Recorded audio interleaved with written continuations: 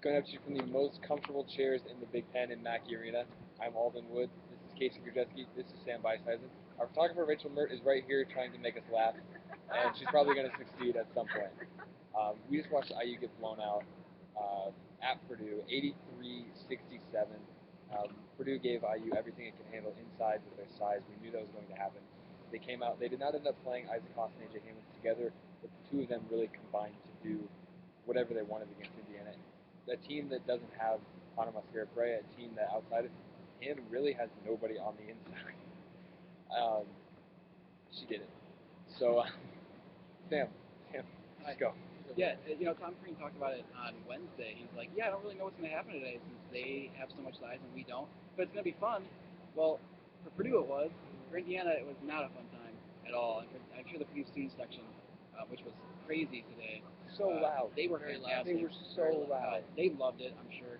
But the biggest thing about what AJ Hammond and Isaac Haas did was it wasn't their scoring. They combined for 15 points. AJ Hammond did have 8 blocks, and that was ridiculous. But what really did the trick for them was that Indiana had no answer for them. So it was really awkward for an Indiana defender like Emmett Holt, who goes out there and tries to post defense against Hammond and gets beat.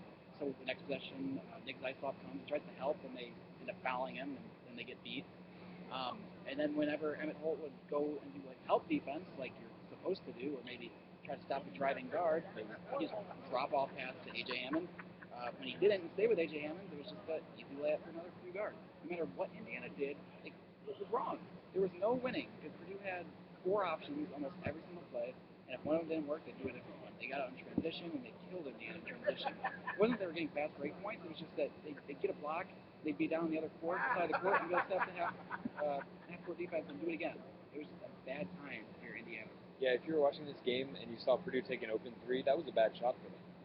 They only shot 28% from 3 tonight. They don't necessarily shoot the ball well. They have a couple guys. Edwards shoots the ball well. Stevens shoots the ball well. But if they wanted to get inside, they were going to get inside, and that was just something that we saw time after time after time. But on the flip side, we also saw Yogi Ferrell do that in the second half. He kind of went into Yogi ball, into that hero ball kind of thing. A Purdue fan behind me put it nicely when he said, "What is that kid, like 5'11", 6 foot tall, and he gets to the hole every time?" Not even. And he lived it this week. Probably like 5'10", maybe. Anyway, Casey, what did you see in this one?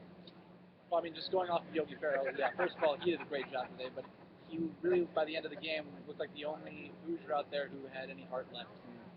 It seemed like once IU got down 19 with about 7 minutes left, they kind of threw in the towel. Although Tom Crean didn't, because he had them fouling with 3 minutes left, down 20. Tom, never do that again. Yeah. We're on deadline, 9 o'clock game. Never do that again. Yeah. Anyways, but to go off what Sam said, Purdue just got the ball inside whenever they wanted. They had 46 points in the paint tonight, and that seems like the formula to beat IU. They had 46 tonight in the paint, and Ohio State had 42 on Sunday.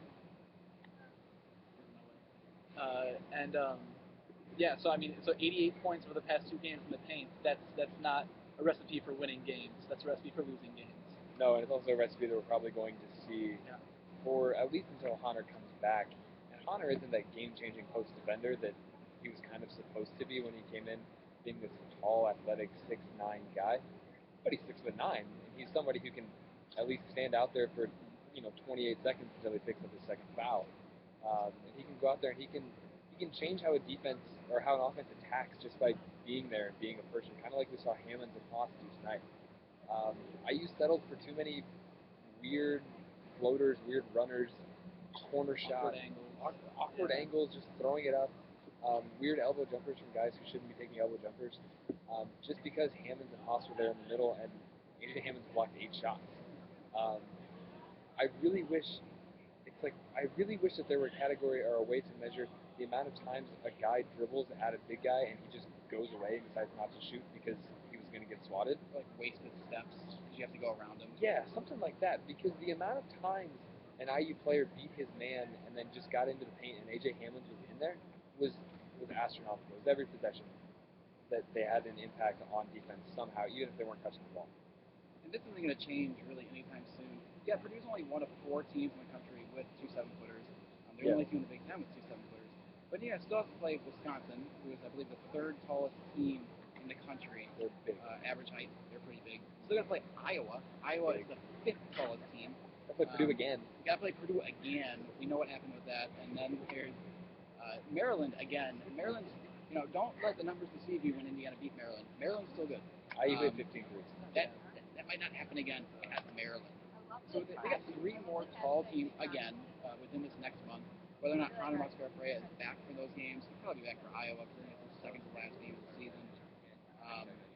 Purdue, February 19th. That's kind of the date we need Honor for Indiana because he needs to be that guy to deflect shots. So do something, alter him in some way.